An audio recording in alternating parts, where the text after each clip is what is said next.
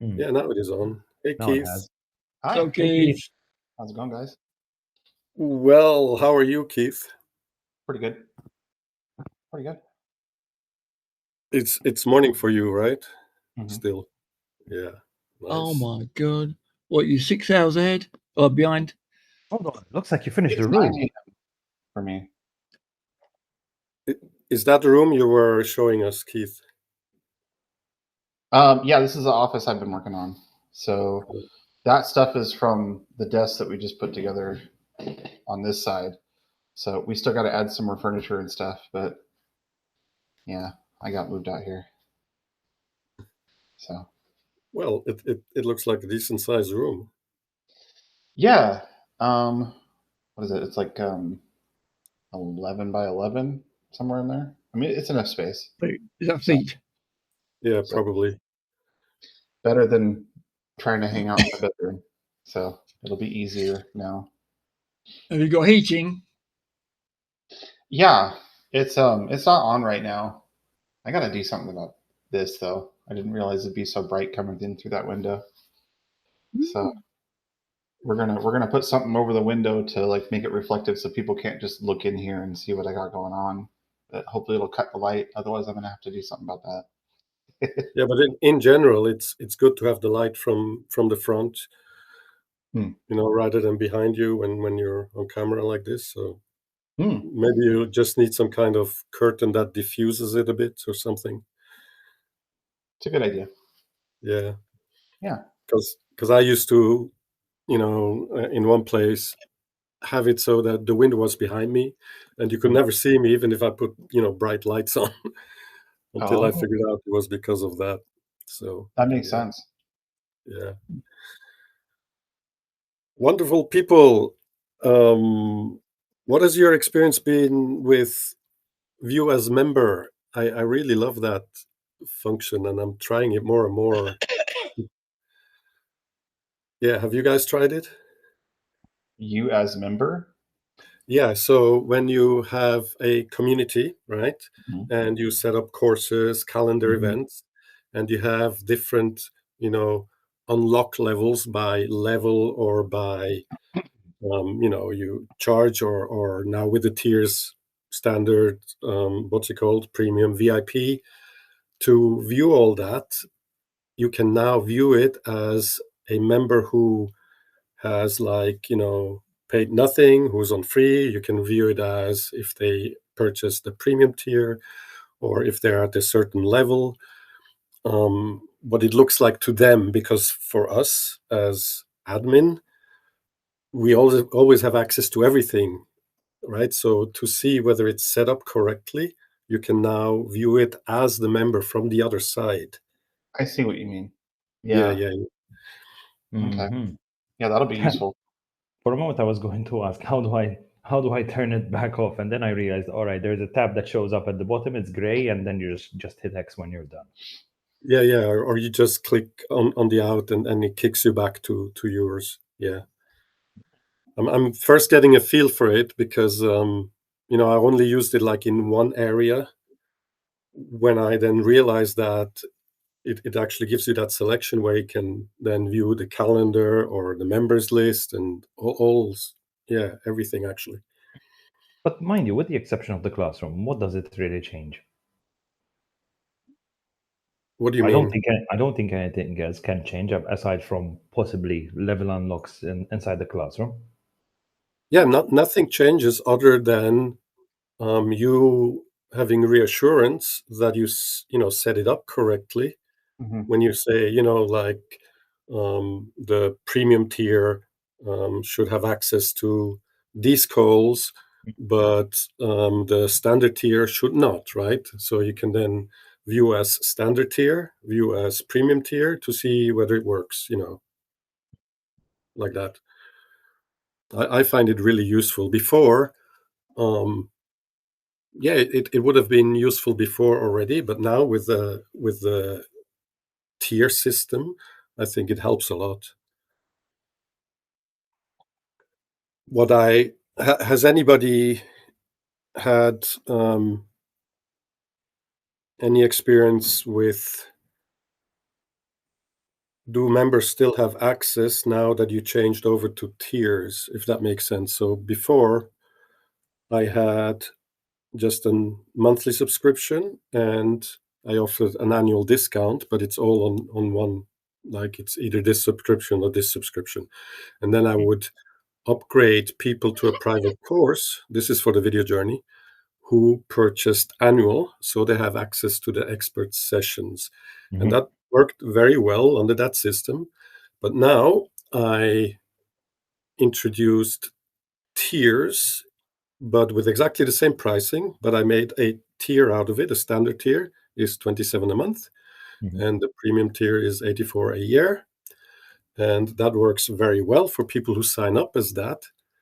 But all of a sudden, that private, course I made and assigned people to, it didn't translate well. It kicked some people out.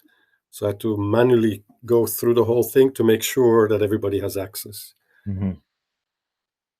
I don't know if anybody experienced something like that. Mindy, I know you have set up tiers and stuff.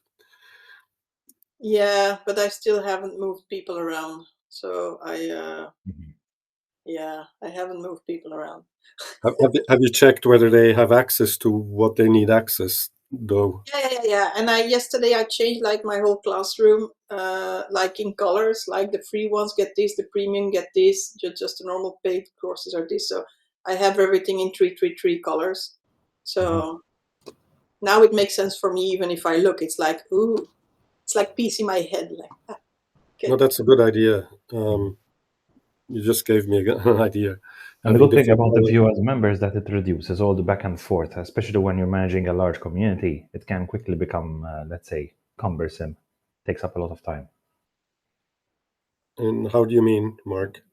In being contacted by people telling you, listen, I still don't have access to this and that,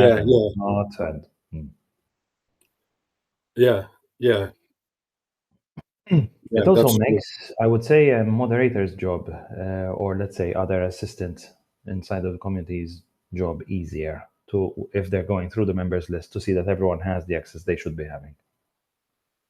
This is something interesting that we should test out. I haven't tested it out yet. Is that view as member accessible to all admins, including moderators? Should be. Of course. Let me try that out since we're in here. Yeah, so you as admin, you should have that. Oh, hold on. I'm looking at Skool Buddies, not DVGA though. But Skool Buddies. I haven't tried that out, but theoretically, at least yes, admins, I do have the view as member option. As an admin, you should have no question. Yes. That's it. It's as a moderator that you might not. Cool. Interesting thing is admins, well, then again, they have pretty much all the rights except for the ownership. If I wanted to, I could create a new course myself inside the Skool Buddies classroom. Yeah, of course, because you have admin. Yeah. I'm just gonna make, let's see, Mindy. Yeah. You're a moderator. Yeah, I'm just looking in Skool money models, so no, I can't see it. Okay. Yeah. So as a moderator, it's not possible. Yeah, can you check Skool Buddies quickly, and then we have confirmation? But because I just made you moderator for something, right?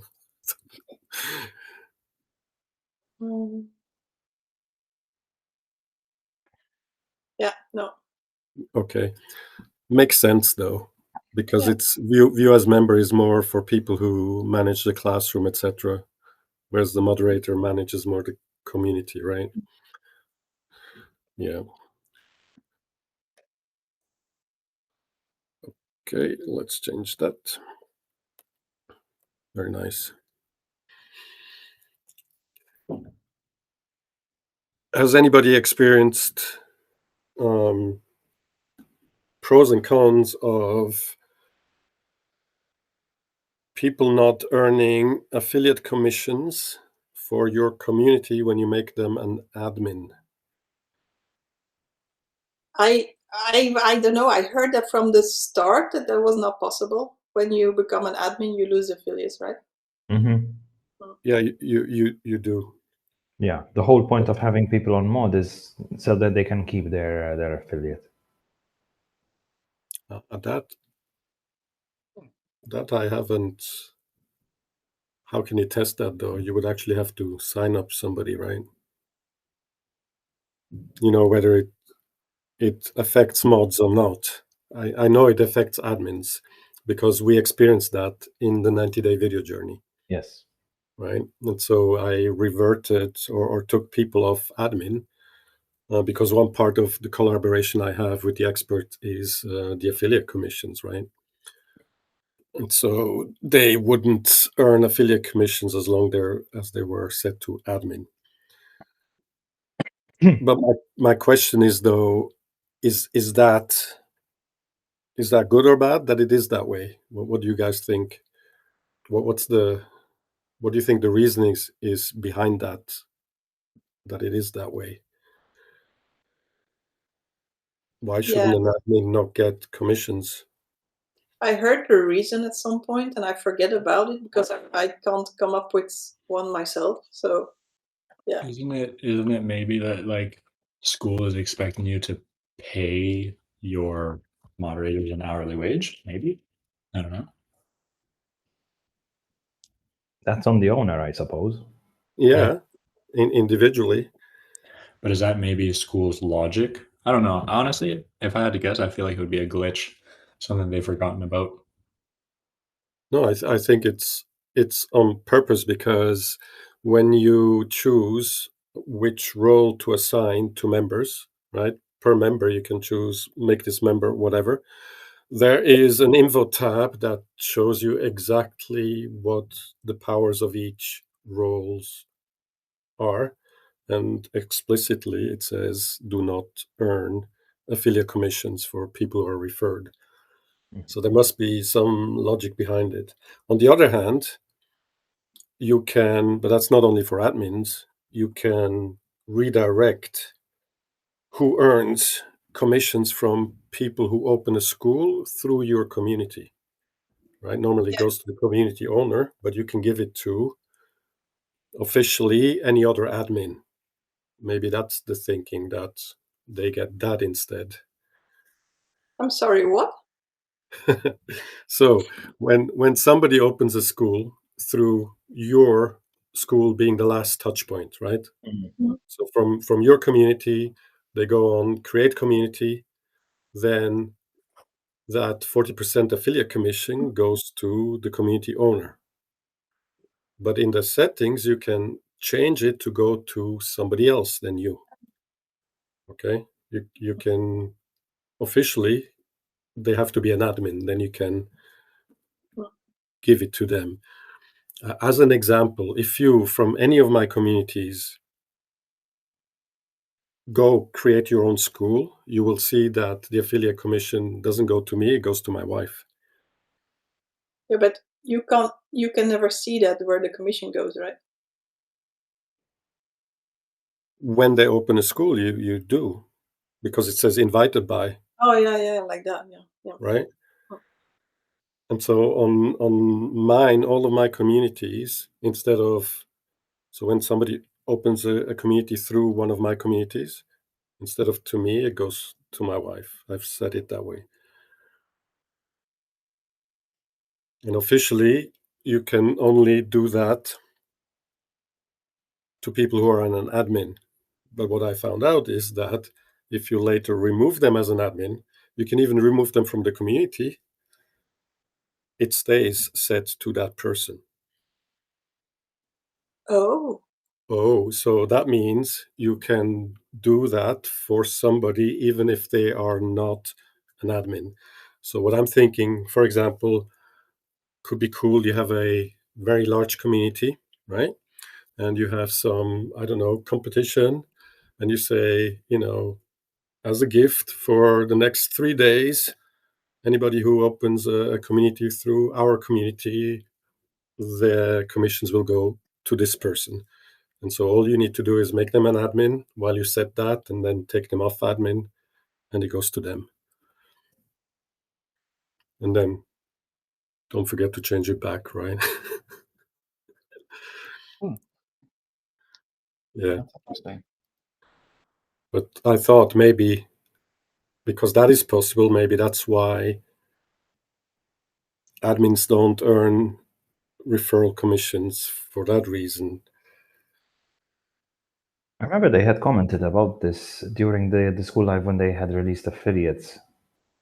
But I would have to go back to what Sam had said. That's a good idea, though. That's easy to find that recording and watch that again, what they said there. Yeah. But as far as I remember, it has something to do with people who are on the admin scale are essentially owners, just like the community owner himself at a very, let's say, intimate level. That the only thing different over here is simply the ownership. Yeah, that's true, actually. That makes sense. So you have a big community, and people at admin level are probably also more advanced in driving traffic to your community. Yeah. Now, if you, let's say, pay them, and in addition, they take half of your, subscriptions that you make and stuff, maybe it's because of that. Yeah. I was going to say, this reminds me a little bit of, a few other people I know. I won't name them publicly, but where you've got the person in question also has his partner, that is to say, romantic partner, as one of his admins. Well, in a way, you're doing the same thing with Susan, aren't you? Right.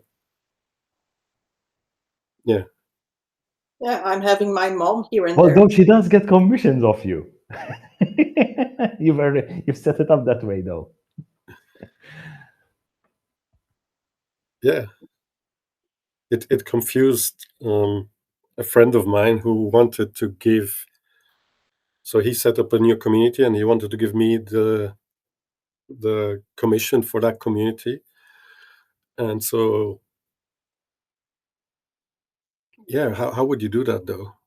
You need to find out somebody's. No, you just go to their community and open it through their community. So that's what he did.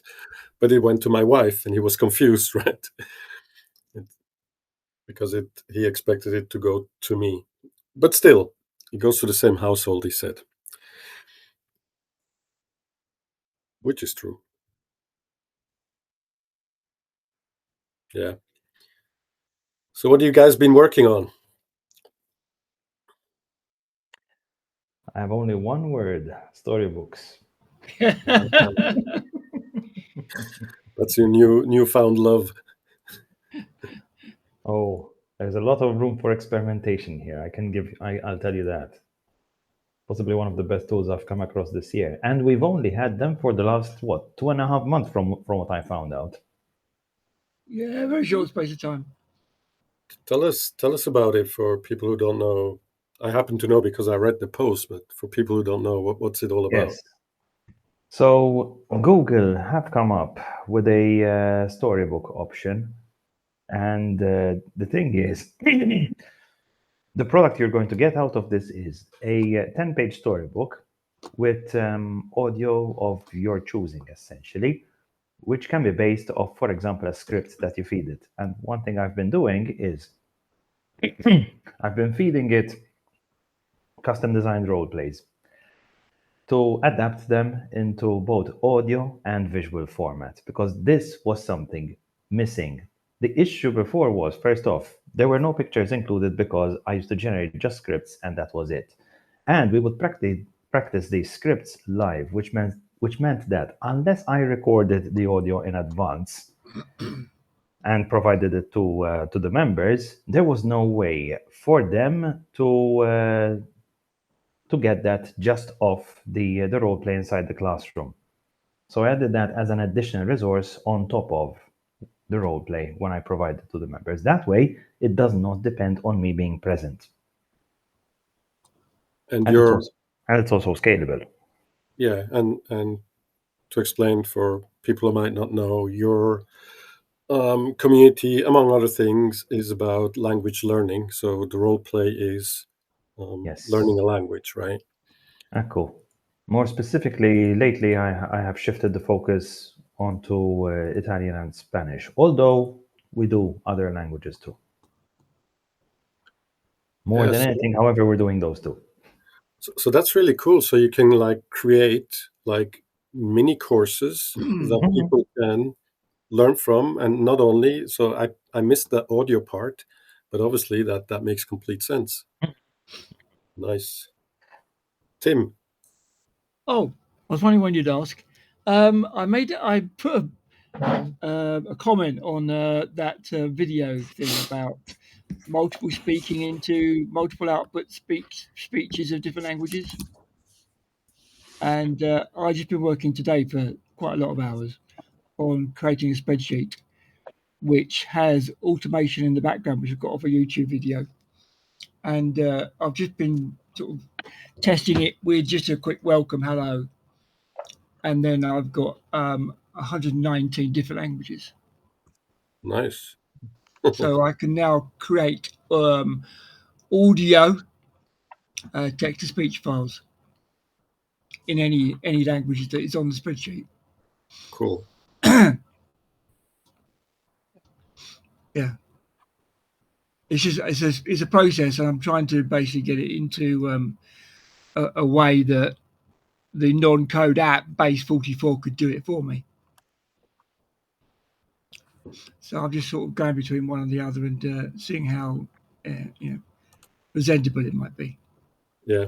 So basically, what you do is you just either talk into speech to text, fill out a spreadsheet in a certain column with your text that's generated, and then you get it to be translated into your target language. And then you just press a few buttons, and hey presto, you can get that target language in the whatever language you want to choose, one at a time at the moment. Do you develop that app through AI, or do you code it yourself? Well, the coding was basically non-existent so far. It's only what I know about Excel, and I watched a YouTube video, and he's basically got a what I call like an agent. So there's an agent website, and you just connect everything you want to do with it. Yeah. There's loads of other sort of agent type connections you can do, a bit like Zapier. Yeah. Which I played with before, but I never get anywhere on the first instance. I try it again with other things and then come up with the, when I've got the idea firmly created, I just go play with it and just learn by practicing and just dabbling and doing whatever makes it work. So I only had this idea about, less than a week ago, and I'm making quite good progress. Cool. Jack, you wanted to say something. I think you had your hand up. Yeah. Can you guys hear me? Yep. So do you guys know Doug Boughton? Boughton, yeah. Boughton. Boughton. Yeah. Oh, I've been saying Boughton for years now. Oops. I don't know. I call him Boughton, so I had to think, but I don't know how it's said. I don't know. One of the two. So he's running. What's he running? He's doing a challenge that converts workshop just starting today. Actually, I'm super excited for it. And so I'm doing a couple things around that. What I did, which was kind of impulsive, but I'm happy I did it, was I did my own 5-day challenge starting last Thursday. And I've taught a couple members, they paid me. We did a little cohort. I taught them how to build their school groups, and they've loved it. I've learned so much, like from day 0 till now we're finishing up on day 5. My presentation cadence and everything is a lot better. And I think Doug is very about that in the sense of like you learn by doing more than by like learning.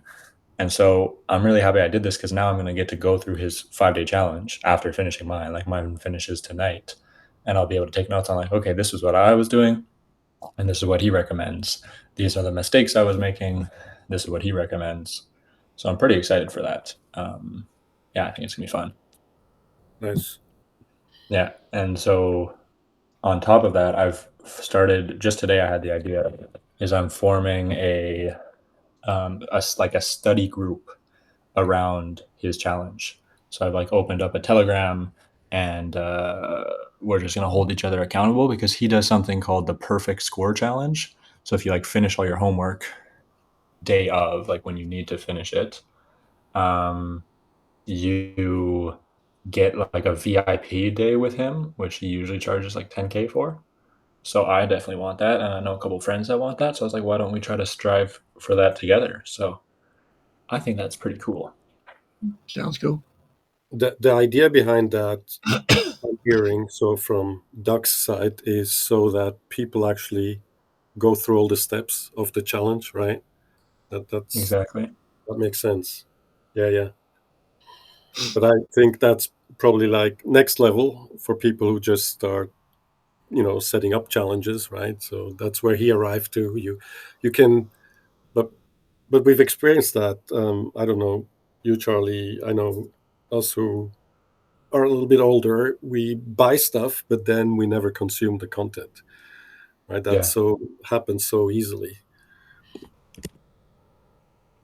Yeah, I think I'm lucky that like early on in my entrepreneurial whatever, I found Doug because now his entire like school is school.com/action taker.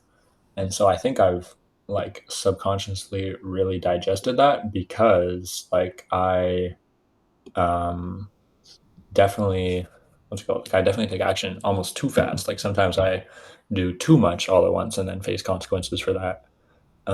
But I think that's, I don't know, TBD, but I think that's probably not the worst thing to like, what is it? I'd rather beg for forgiveness than ask for permission.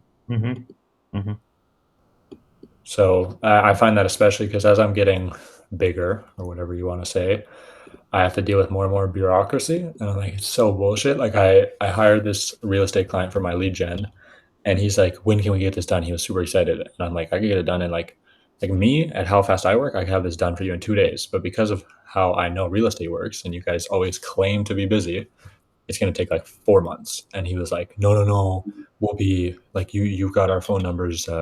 We'll be right on it. We can have this done by November. Well, it's November 17th. Barely heard from them. They're like, oh yeah, we want to work, but just give us time. And I'm like, all right. But I laughed at myself because I'm like, I find that funny that you guys were so like, get this launched by November, rah. And I told them, I'm like, it's not going to happen. You guys are going to be the problem. You guys are going to be the one that like ends up delaying this. And now it's November 17th and I barely hear from them. So such is life. I think for you, Charlie, and just in general, and this is my experience, but I see that also with other people, right? We try to find somebody who can teach us stuff. And there is like 10 different people and they're going to say 10 different things and all of them are right. And so if you find somebody, I believe you. They all think it's right. Yeah. Yeah, no, it is. You have that in a classroom of 33 people as well. The thing is, you will find somebody you vibe with, resonate with most.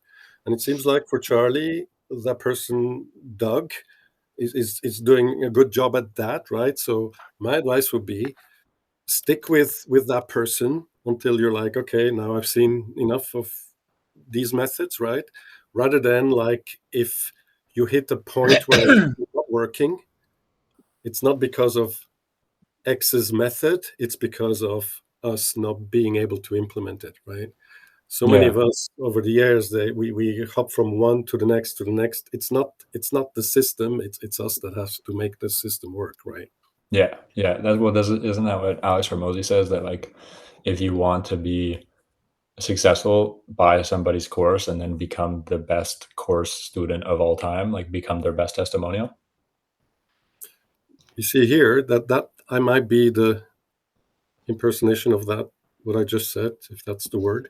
So of course I know Alex Hormozy, right? Of course I've watched some content, but I don't follow him, right? So most of the stuff you guys know from Hormozy, I have zero clue because I have the person I follow, kind of, right? So years ago, I would have probably consumed everything of Hormozy, most likely, having come in contact with Skool, right? So yeah, over time, you just you choose the people and then you stick with that and make it work. I had an interesting experience with property many years ago. I was looking for an investment on what was deemed to be, profitable, and I actually had 2 days at a weekend in a hotel, all food supplied, with about 12 other people. Let's say 13 other people, and we would retire for our breaks in the pub across the road, and we got talking to each other. And the main question was, how much is it going to be on Sunday afternoon when we finished? What is the price for engagement? Because we got all the training, we got all the knowledge, and we started discussing this and seeing who out of the 13 was going to be committed to spend money at the end of the day. And then on Sunday afternoon, they jumped the price on us, and it was going to be 25,000 for the investment. But from then on, you get it, for the next 3 or 4 years. And they'd be buying houses, and then they'd be renting them out, and you do them up and stuff like that. And we all 12 of us said, that's not what we're here for. We're not going to spend that sort of money. Mm. And only one person said they were committed, and we're going, are you sure? And I've seen their blurb since then, very shortly after they did their presentation. What I did, actually, I turned the tables on them. I said, I'm not going to invest, but what you can do is you can give me a part of your business, and then I'll work hard. But they didn't have that, didn't like that. I would assume they didn't like that. No. But that's me, you see. I like bucking the trends some of the time. Yeah. And the other guys, we all sort of agreed that, they weren't going to go forward with it, but they wouldn't do it to the extent that I made a proposition in reverse. So when they refused it, I was very happy. It seemed inevitable. It seemed inevitable. I wanted to ask Mindy something, because recently I read a post where you were asking, should I keep this community going or not? It cannot be that I'm the only one posting all the time, should I keep this going or not? And then somebody said something about, if it's a hobby community, then treat it as a hobby. Mm. And I found that really interesting. Do you want to share about that, Mindy? Oh yeah, I just shared it in the group that I'm just not going to be I'm gonna jump in just like they jump in, because it's just not. There's only 24 hours in a day, and I just need to. Yeah, it's just not possible. And they were all like positive, So I really I mentally gave them the ownership, and I was like, let's see how that goes. So I will still be there, every week I'm just going to post something, or just if I have time, I will just go in. But sometimes I will not have time and I will not go in. Of course, but what I'm hearing now means that in our mind, we put this pressure on ourselves to perform, keep that community going, provide all the content, when the community is actually, in your case, they're completely all right that you also come in like they do and keep this as a hobby, because that particular community is about the hobby, right? Of outdoor activities and trails and all of that. So for a hobby community, I think this is really important. Knowledge for people doing a hobby community, that they do not need to, entertain and sell courses and I don't know what. I mean, you can, of course. Yeah, it was never the plan with that group. That was, you have been there from the start, so you know what. Yeah, it was something completely different. Yeah, but still with the same idea behind it. I only now another twist, but it was still, it always has been the idea that people can share their things that are not belonging in all the other groups. Right. That's the small little thing is that they just can't share there and there and there because people don't really like to see it there. So it's still the same idea, just made it a little more outdoorsy than it was before.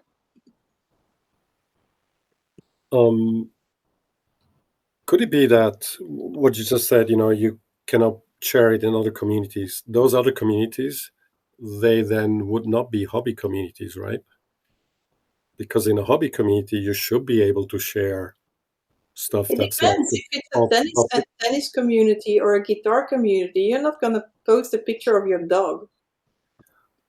Yeah, true. And you're not going to like, oh, I came across this flower. Does anybody know the name? Yeah, of course. It's just, yeah. How cloning your own voice and then attaching it to the dog's mouth movements. What? You clone your own voice and then you attach it to your dog's picture, and then he talks the cloned voice in your absence. Yeah, but still, you're not going to do that in the guitar community, whatever. Yeah. Everything is niche down, and I understand if you want to sell, of course. It doesn't need to be, I think. Yeah. What do you guys think of this idea? I don't know. Has anybody had this idea? Am I the only one thinking like that? But, for example, in Skool Buddies, a community like that, but it can be in other communities as well. You know how we have the traditional social media and everybody's like, oh, we like school so much because it's not social media. Yes, okay, I agree. But traditional social media, let's say, Facebook, you have your profile page where you post all your stuff about you. In school, theoretically, each person could have their one own post that becomes their profile page, their wall. And you would allow anything on there, obviously has to be legal, but in terms of, not being off topic, and you chase people like, no, this community is not about that. On their wall, it's basically what we have the profile page, but as a whole post. What do you think about that? I just saw that in a community by Yuki something. Do you mind if I share my screen and show it? Because I think he organized it really well. Yeah, I'll give you the thingy-mabob. The thingy-mabob. I can do that then if you want. I have to find. I've done it. Good. Okay. Very good. Yeah, that's what we have marked for admin. We talked about that. I just forgot about it. So this is the sole purpose group, which I find really cool. Like this guy, Yuki Yoshi, full of wisdom, but he has this part of his classroom called Sole Purpose Members, and he's got a birthday post. So you comment your birthday, which is pretty smart. Social media, so monthly social media energizer. Have you shared it with us so we can follow each other? We can share right here. And I assume that this pulls up. Yeah, put down your social media handle. So that's pretty smart, right? And he's got it, and it's just a simple little classroom. Apparently he's got clubs. Oh, that's smart. Oh, celebrations. People, oh, you can call, I guess these are all his admins, I think. People publishing stuff, and then just posts that are awesome. Yeah, well, what I was actually going to do as one of my projects is just kind of copy paste everything that he has and turn it for my own group, which I think is pretty cool. Another thing I just did was I went through, if you guys have Canva, you can create your own brand colors. So I did here, add palette, add custom, and then I went and I picked literally like with this eyedropper tool, pick color from web, and I took all of Skool's colors so that now my branding will be similar to Skool. So I've got literally all of Skool's colors right here. These are like that's the check mark every time you finish a classroom. That's one of their yellows, another one of their yellows. This is dark mode. And then I have the Skool logo. And a cool thing you can do in Canva, I'll mess up my design to show you, is you can go styles and then find Skool logo or color palette and then click it. And it automatically can like sort through the colors. So now these are all becoming like Skool colored That's pretty cool. And you can do school logo colored. Also pretty cool. So yeah, it's a cool little tip. Nice. And all with I just a think- few clicks. Very handy. Yeah, go ahead, Mark. Sorry? Go ahead. I cut you off. Sorry. I said, and that's all with just a few clicks, so very handy. Yeah. Yeah. Regardless of what color palette you pick, once you have your brand colors, to then also maybe if you want to decide between one set and another set, I think that's very handy. Yeah, it's pretty cool. And then you can also take designs from, like, if you're on Canva Pro, Canva will give you a ton of pre-built designs that are honestly better than anything I would ever make, because I just don't have the time. And so I would take one of those, add my logo, add a little bit of branding, and then like put that button until I get a design that I like, and then voila, I've essentially made my own, like, professionally edited whatever, but for like a fraction of the time. Like, I can show you And what that would look like. And price, yeah. Canva Pro it can't be that much. I bet you it's like $20 a month or something. If I remember some years ago when I was building some elementary websites, I found an app that basically you could just download any website. And nowadays you can do the same thing with AI. You can just clone a website. Mm-hmm. Just give the AI a URL link at the top level, and then it scours everything and then reproduces it. I haven't tried it myself, but it'll probably take about 3 minutes, and then you can tweak it. You can do the same with apps. You can download you can get access if you've got a paid membership to, let's say, Duolingo, and then you can just clone it. Not all of it, but they obviously secure the data at the back end. Yeah, so like this person is probably some sort of professional editor, and all I have to do is go element, design, styles, put it in the school colors. What color do we like? Red. And then you preview it. And I can post this on my social medias and it looks all fancy. Yeah, pretty cool stuff. Does everybody on here use Canva? Yeah, I do. But not so much, just like for the stuff I really need. Yeah. That's it. Yeah, it's easy to spend like way too much time on Canva because you just get obsessed with like the little And the details. thing is, I like to do it because I come from like a designer background like 25 years ago. So it's the first thing I start doing instead of the work that actually needs to be done. Like if I open Canva, I get lost because I just keep on going, and I just it's not the important stuff. So yeah. Hey, let's face it, Canva's very shiny in that regard. It's very easy. It's just like, fuck, I grew up with with all the versions 1, like Photoshop 1. I had Illustrator 1, just like, and now you don't need it all anymore because like, it makes it so easy. I feel like that as well with software. Back in the day, I used to work in places, environments that were IT orientated, and they would have the old 3.5 inch or 3.25 inch discs. And with Microsoft version 3, they probably had about 62 discs. And I used to borrow them. But then you spend like 20 hours inputting the discs into your computer, loading up the software. And then they invented CDs, and then you had the same sort of thing. The first one I sort of broke into on CD was Excel, and they had it on CD-ROM, which was not rewritable. And I copied it based onto my hard drive and then just took the read-only element out of the properties, and then I used it. Yeah, things changed. Yeah. I never learned how to actually use Excel, though. I just, was getting the software because it was available. So Tim guaranteed will know this, but let's see if Jack knows this. So like Microsoft Word processor, right?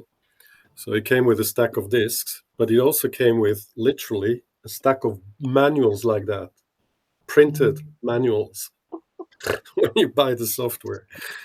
And now obviously we have all of that, but it's in digital form, right?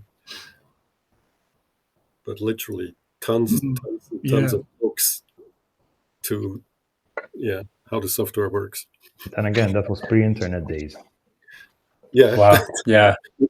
Well, your Imagine question that. was, do I know that? No, that's before me. Yeah. But I just realized, like Mark said, that's even before internet. So imagine I cannot imagine now, what do you do without internet? But we all did at one point. So, well, not all, but yes. Well, it's only been in recent a few years that when I moved from England, firstly to Holland, I took all my books and my discs with me that I collected. And apart from that, I probably had about 2 terabytes on a cloud site, which over time I was asked to gently remove it because it was not, personal property.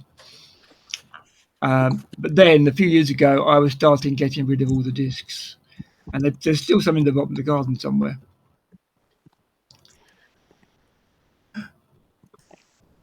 Yep. And CDs are just over there. Anything that I've had in CD version from other companies I work for, there's a whole stack of actuarial program discs, which were distributed to basically every insurance company in the world. And I've got various series of releases of it. Release 6 was a Windows version. This is interesting because I think all of us, over time, we have a hard time to let go of stuff that we collected over the years. And obviously, the older you get, the more shit accumulates, right? And so how will it be for younger people like Jack? Do you then have a hard time of letting go of your cloud spaces? I don't know where all the stuff sits because it's not that physical anymore, right? Yeah. We have all Well, these books, records, and I don't know. I find it's easiest to like once a year, like almost as if I was going through a drawer, go through my iCloud and fully just like delete everything I haven't used. And I sort by like last opened. And if I haven't opened it for like a couple of months, I just delete it because it's so easy for file storage to like, I don't even like with AI, I feel like cloud storage problems are just going to get worse. Like files are going to get bigger. And it's just like eventually we're gonna have a whole like backpack full of like I don't know storage. I don't get how it's gonna keep because it's just gonna keep multiplying, and I can't even understand like where's the end? Where is when is it too much storage? Well, I had this sort of question many years ago with when the cloud storage was starting. It's like I personally prefer it to be in my hands or my computer or close to. And I didn't really want to rely on cloud storage because I just didn't think it was my personal possession. Then it's elsewhere, out of mind, out of sight. So although I do store things on the cloud, and I've got quite a lot, it just sits there and it doesn't collect dust as such. But at least I have an index to where it is, and the index is in my head. Yeah, but that's interesting what Charlie just shared about cleaning out the digital stuff, just like we clean out the physical stuff. Yeah. We have some minutes left. Any famous last words? Mark? Not much, except I need to be going. Yes, me too. Actually, I have a team meeting coming up. But anyway, there's just 2 minutes to go. So nice seeing you, and we'll talk soon. Yeah, it's nice seeing everybody. Nice I guess. Yeah. All right. See you guys. Good evening, everybody. Good evening. And also see you, YouTube, because we're on YouTube. Bye, YouTube. Yeah. To you.